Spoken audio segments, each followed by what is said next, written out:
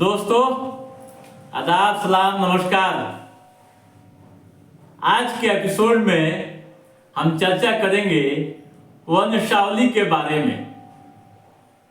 आपको मालूम है कि वंशावली के लिए क्या करना पड़ता है। जैसा कि आप जानते हैं कि वंशावली हर इंसान को किसी न किसी रूप में जरूरत पड़ती है। हर इंसान को किसी न किसी रूप में जरूरत पड़ती है, और खासकर यदि आप जमीन से संबंधित मामले हैं या फिर बैंक का कोई काम लेना चाहते हैं, कोई लोन लेना चाहते हैं, तो वंशावली की आवश्यकता हर हाल में पड़ती है। तो आज के एपिसोड में हम जानेंगे कि वंशावली कहाँ और कैसे बनता है, क्या प्रक्रिया है वंशावली बनाने के लिए।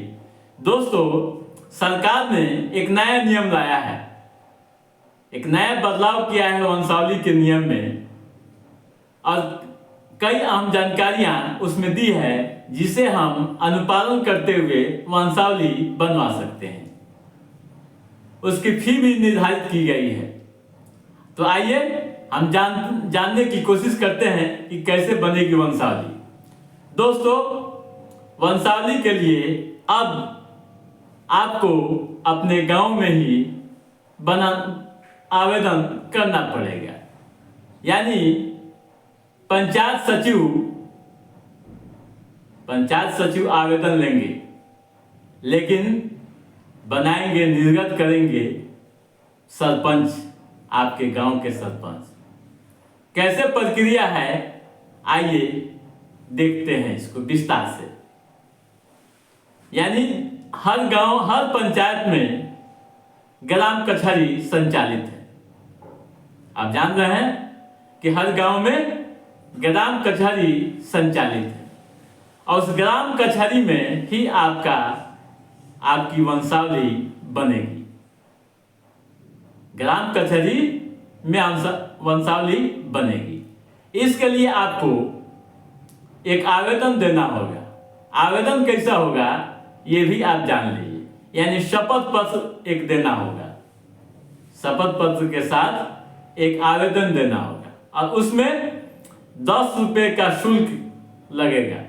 यानी जब आवेदन देंगे तो उस आवेदन के साथ शपथ पत्र होगा, और शपथ पत्र के साथ 10 रुपया भी देना पड़ेगा, और 10 रुपये का रसीद आपको पंचायत सचिव देंगे उसी वक्त।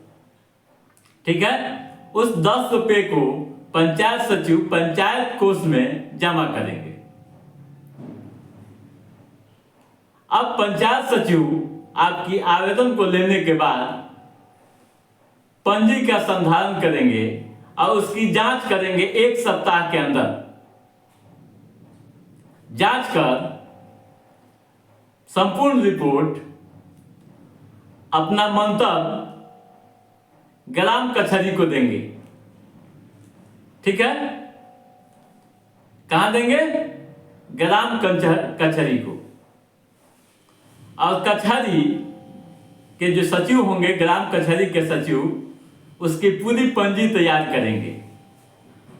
उसकी पूरी पंजी तैयार करेंगे, और तमाम प्रक्रियाओं को अंजाम देते हुए सरपंच के पास प्रस्तुत करेंगे। उसके बाद सरपंच उसका अध्ययन करेंगे, और अगर उन्हें किसी तरह की आपत्ति होती है तो वे सार्वजनिक तौर पर अलग से फैसला लेंगे।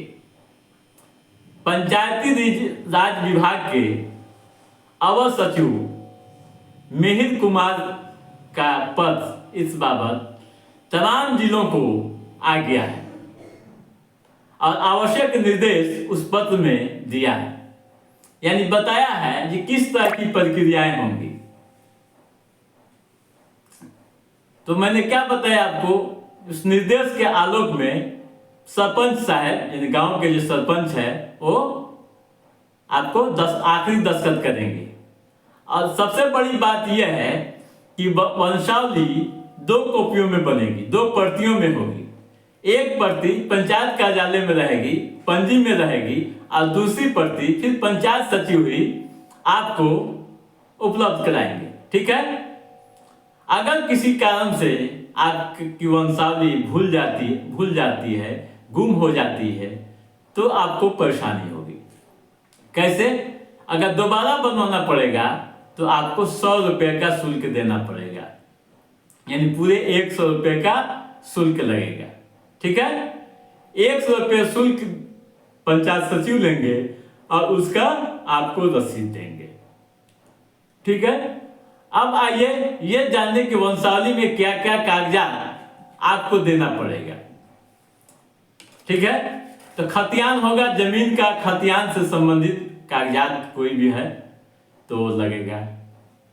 अगर खतियानी जमीन नहीं है तो अगर पर्चा होगा, वासीगत पर्चा किया गया जमीन होगी तो वो उसका कागज देना पड़ेगा।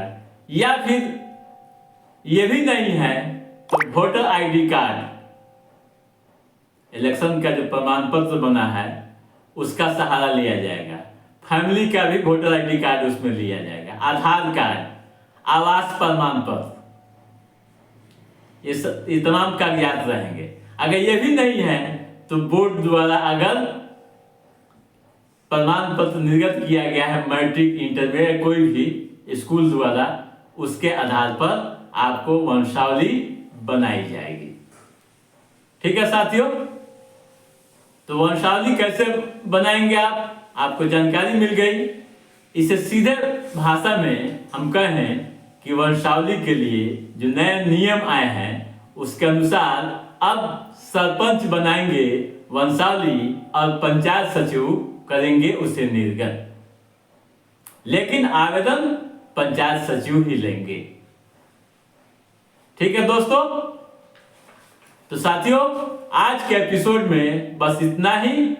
हमारा ये एपिसोड कैसा लगा आप लाइक और कमेंट करके जरूर बताइएगा। यदि आपने हमारे चैनल को सब्सक्राइब नहीं किया है तो सब्सक्राइब भी कीजिएगा, ताकि इस तरह की उपलब्धियों से संबंधित, इस तरह के सरकार के फैसलों से संबंधित जो भी अप टू डेट है उसे हम समय समय पर आपके बीच पहुंचाते रहेंगे।